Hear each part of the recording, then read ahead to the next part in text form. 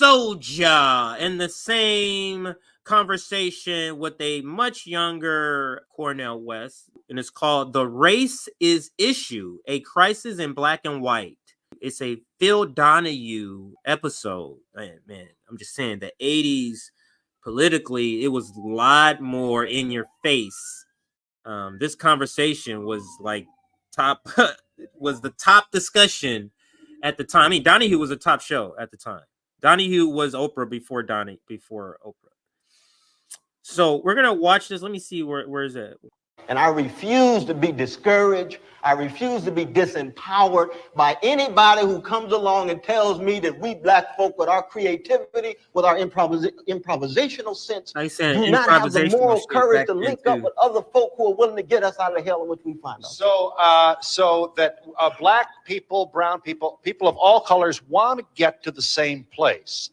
And as to paraphrase, in a general sense, we're in a situation of conflict. We're in a situation. Wait a minute. Don't we want our children to be happy? We want to have food. I'm talking about that. All right. Okay. Now, to paraphrase Senator Bradley of New Jersey, the state from which your piece was. Senator Bradley gets much right when he talks.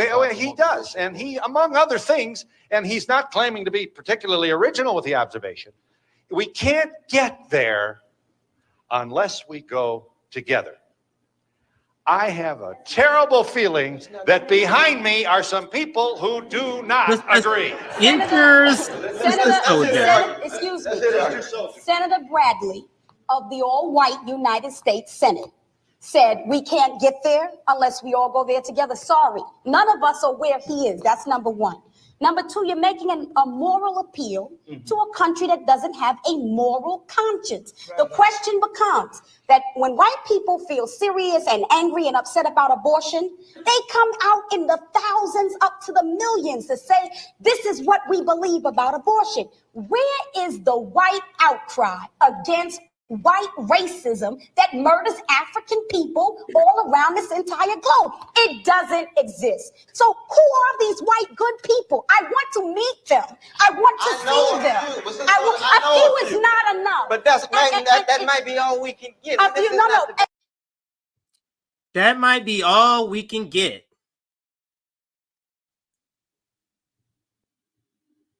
That sounds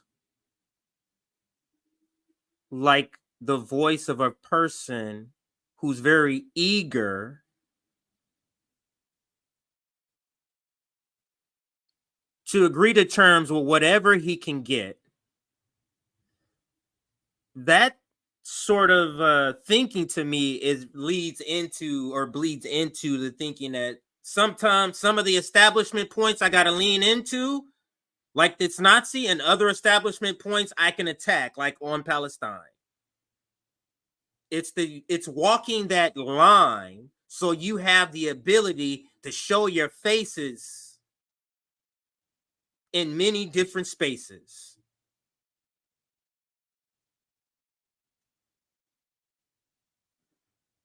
Like almost like people pleasing. Let's let her finish out.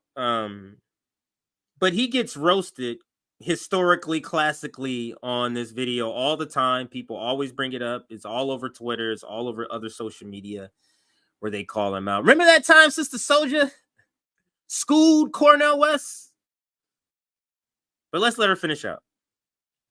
And guess what? I don't work with all I can get. What I work with is what I have. Listen, you have to have some confidence in the power of African people amongst ourselves to establish a foundation. We have.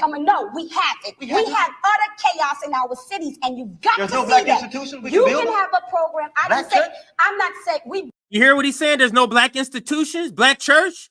Is that serious? Cornell? The black church ain't been co-opted by the Democratic Party since the 80s, since Tammy Faye, sir. I'm talking about Tammy Faye Baker. She was big in the 80s. I remember Tammy Faye Baker. This is a funny story.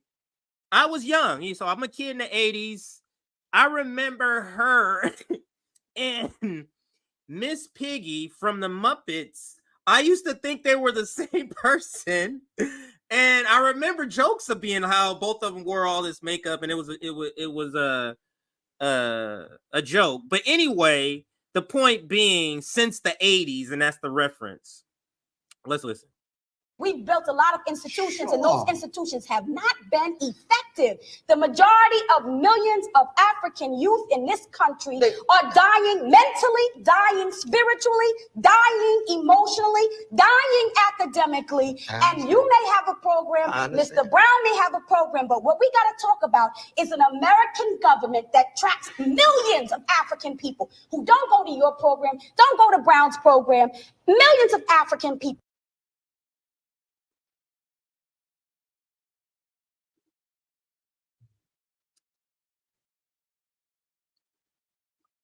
These two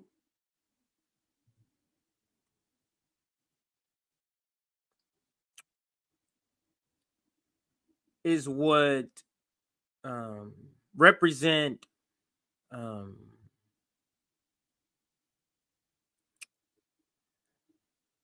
who white allies in academia consider appropriate advocates. In order to be given that respect and title and admiration, there's some deals you have to cut.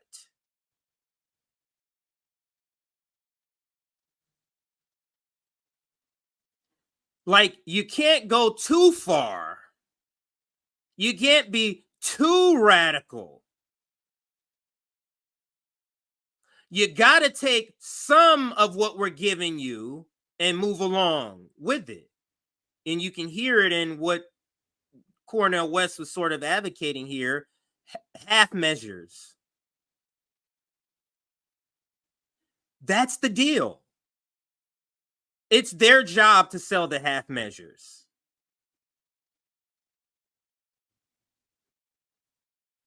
That's the deal. In order for them to maintain good standing and be looked upon as somebody to speak on race and understand, it was his book, I think, Race Matters. Great book. Wasn't no new information to Black people. That's sort of what catapulted him, and then the Matrix thing.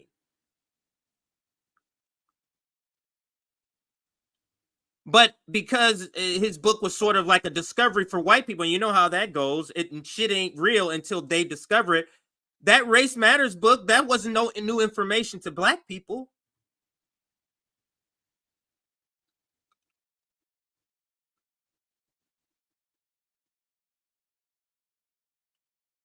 Giving them a context,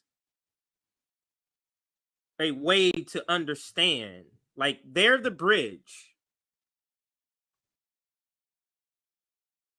And I'll go back and kind of prove the point that I was making here. So let's go to this part.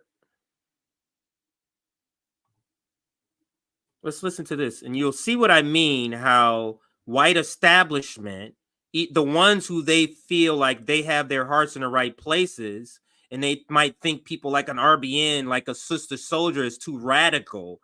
They look at their friendly Negroes and people like Cornel West. Listen, watch this. Will cause us to see what we can't see and to believe that we can have something no other generation has had. Without that kind of faith, we just self-destruct or die. With that kind of faith, we press on to see what only God knows lies around the corner. Professor West, sir, your piece... Listen to this. Your piece is reminiscent of Martin Luther King Jr. and the 60s in its idealism. What a wonderful idea. Against what we've heard from this panel on this program, this is romantic, but as about as effective as the wonderfully memorable strains of the hymn, "We Shall Overcome." This apparently is, this ideal cannot be realized against the kind of observations we've heard from this panel on this program.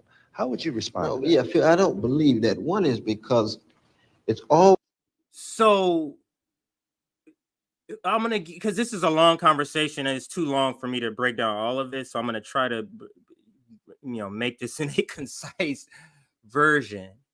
So basically, the episode is set up to where they have these radicals.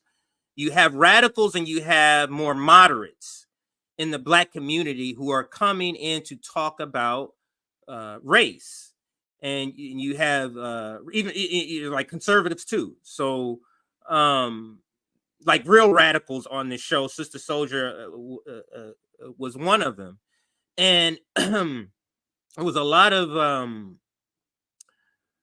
just imagine RBN being on a panel of people with, Democrats and Republicans. We will be seen as crazy radicals on said panel. But in that context, people like Cornell West are used as sort of the bridge, the buffer between that radical group and maybe white advocacy, maybe in this case it's Phil Donahue. This could be, insert a bunch of different things here. But yeah, I think I'm going to end my analysis there. This is a long video. I don't want to get too deep into breaking it down, but it is a very good video. It has lots of people. So let me show you, for example, this gentleman right here is an activist. Some of you may recognize, they know right there. Let me see if it's in right. When they murder Black people, when the police power in this society manipulates justice in the criminal justice system, we learn that they're doing their job. Their job is to contain and intimidate and terrorize Black people. And this system want to know what we should do? We have to build an independent Black political party to take care of our own interests and coalesce with those groups and organizations that share our interests and understand that we have Black enemies of Black people in our community based on the notion that they could perpetuate a system of exploitation. I'm sure we need ways to defend ourselves and an independent Black political movement.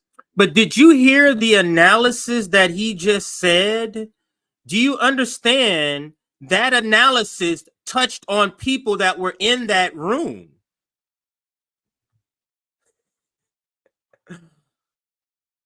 And that is such an RBN thing. We would totally do that. Would be an excellent way to do it. But you can't get Blacks out of the Democratic Party, and you can't get them to use their vote strategically. They hate Republicans and they love Democrats. Democrats love poor people so well they keep them poor. So we don't have a political instrument of power. We are out of the two-way political process altogether, taken for granted by one party and ignored by the other. He has articulated one instrument of power. An economic base is an instrument of power. An educated population is an instrument of power. Why do you think the Asians do so well in this country? They are very education or consciousness. The Black bourgeoisie.